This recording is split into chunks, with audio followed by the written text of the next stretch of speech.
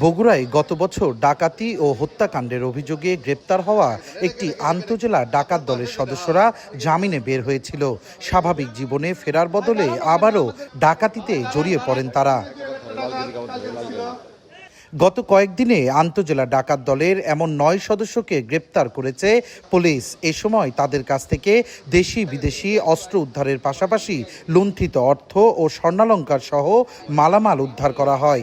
Police জানায়, নন্দীগ্রাম উপজেলার বীরপল্লী ও শিবগঞ্জের দহপাড়া গ্রামে পৃথক ২ ডাকাতির ঘটনায় অভিযান চালিয়ে তাদেরকে গ্রেপ্তার করা হয়।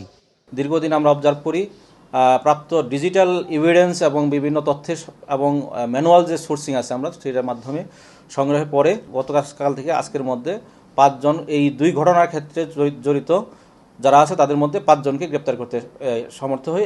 পুলিশ বলছে, গ্রেপ্তারকৃত ডাকাত দলের ৯ সদস্যের মধ্যে ৪ জন ইমরান, জিয়ারুল, আসলাম ও জুয়েল গত ১৭ অক্টোবর দুপচাচিয়ার তালোরা বাজারে এক ব্যবসায়ীর বাড়িতে ডাকাতির পর বিমলা পদ্মার নামে এক বৃদ্ধাকে হত্যা করে। ওই দিন অভিযান চালিয়ে তাদের গ্রেপ্তার করা হয়।